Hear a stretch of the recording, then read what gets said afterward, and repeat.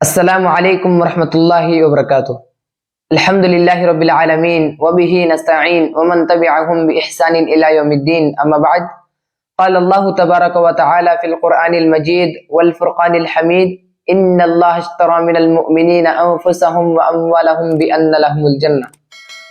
محترم ناظرین، پیارے ساتھیوں، اسلام دین انسانیت ہے۔ انسان کی جان، مال، نسل، عقل اور دین و مذہب کی حفاظت اس کے بنیادی مقاصد میں سے ہے۔ اس کے نزدیک ان چیزوں کی بڑی قدر و قیمت ہے۔ مذہب اسلام نے خصوصاً انسانی جان کو بہت ہی اہم اور محترم قرار دیا ہے، بلکہ مومن کی جان و مال کے عوض جنت قرار دے کر اس کی اہمیت کو مزید بڑھا دیا ہے۔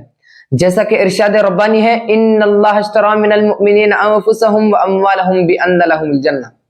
حقیقت یہ ہے کہ اللہ تعالیٰ نے مومنوں سے ان کے نفس اور ان کے مال جنت کے بدلے خرید لیے ہیں۔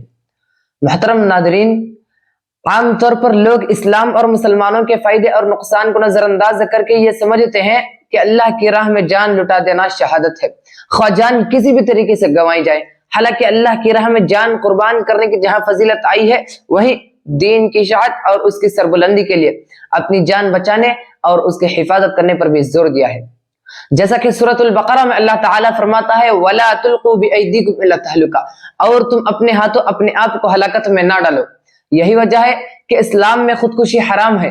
صحیح بخاری میں حضرت ثابت بن ضحاک رضی اللہ عنہ سے مروی ہے، آپ صلی اللہ علیہ وسلم فرماتے ہیں، من قتل نفسه بشيء في الدنيا عذب به يوم القیامہ، جو شخص جس چیز سے دنیا میں اپنے آپ کو ہلاک کر لے، کل قیامت کے دن اسی کے ذریعے اس کو ایذا پہنچائی جائے گی۔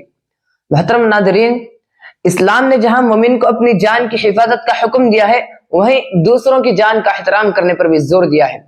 زمانے جاہلیت میں اہل عرب بچیوں کی پیدائش کو اپنے لیے عار سمجھتے تھے اور انہیں زندہ درگور کرنے میں کوئی حرج محسوس نہیں کرتے تھے۔ فقر و فاقہ کی ڈر سے وہ اپنے ہی ہاتھوں اپنی ہی اولادوں کو قتل کر دیا کرتے تھے اور اپنی بچیوں کو زندہ درگور کر دیا کرتے تھے۔ لیکن جب اسلام آیا تو قتل کو کبیرہ گناہ قرار دیتے ہوئے کہا، وَلَا تَقْتُلُوا أَوْلَادَكُمْ خَشْيَةَ إِمْلَاقٍ نَحْنُ نَرْزُقُهُمْ وَإِيَّاكُمْ ان قتلهم كان خطا کبیرہ۔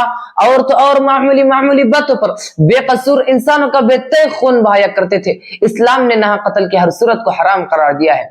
محترم ناظرین، انسانی جان کی حرمت کا اندازہ اس بات سے لگایا جا سکتا ہے کہ اسلام نے کسی ایک جان کے ناحق قتل کو ساری انسانیت کے قتل کے مترادف قرار دیتے ہوئے کہا، من قتل نفسا بغیر نفس او فساد فی الارض فکأنما قتل الناس جميعا، جس نے کسی انسان کو خون کے بدلے یا زمین میں فساد پھیلانے کے سوا کسی اور وجہ سے قتل کیا، اس نے گویا تمام انسانوں کو قتل کیا۔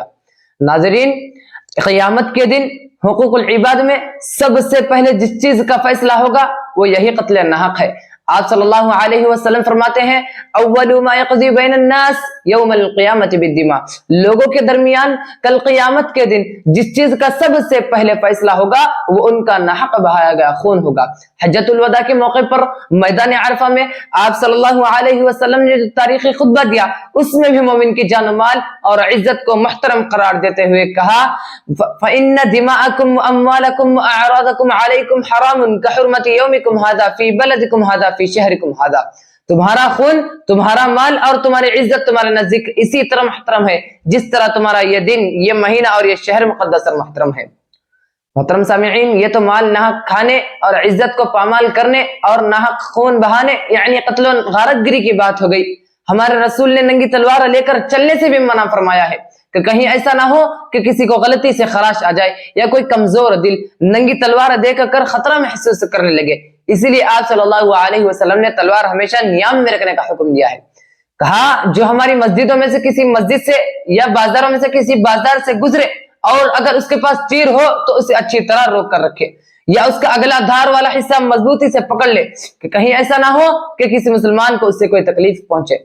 محترم ناظرین، اپنے بھائی کی طرف تلوار سے اشارہ کرنے کو فرشتوں کی لعنت کا موجب قرار دیا گیا ہے۔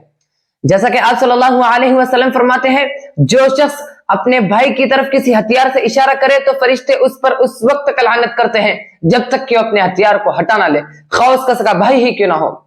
ناظرین، اسلام نے قتل کے جذبے اور عزم و ارادے کو بھی باعث جرم قرار دیا ہے۔ چنانچہ صحیح بخاری کے مشہور حدیث ہے، آپ صلی اللہ علیہ وسلم فرماتے ہیں، جب دو مسلمان تلوار لے کر باہم مقابلے کے لیے نکلے اور ان میں سے کوئی ایک مارا جائے تو قاتل اور مقتول دونوں ہی جہنم میں جائیں گے۔ پوچھا گیا کہ قاتل تو اپنے جرم کی سزا میں جہنم میں جائے گا لیکن مقتول کیوں؟ تو آپ صلی اللہ علیہ وسلم نے جواب دیا اس لیے کہ وہ بھی اپنے بھائی کو قتل کرنے کا خواہش مند تھا۔ آخر میں اللہ تعالیٰ سے دعا ہے کہ اللہ تعالیٰ ہم تمام کو اپنی جان کے ساتھ ساتھ اسلام کی حفاظت کرنے والا بنائے۔ اللہ تعالیٰ ہم تمام کو جب تک زندہ رکھ اسلام کی حالت پر زندہ رکھ، اور جب ہمارا خاتمہ ہو تو اسلام کی حالت پر ہو۔ آمین۔ وما علینا الا البلاغ المبین۔ والسلام علیکم ورحمۃ اللہ وبرکاتہ۔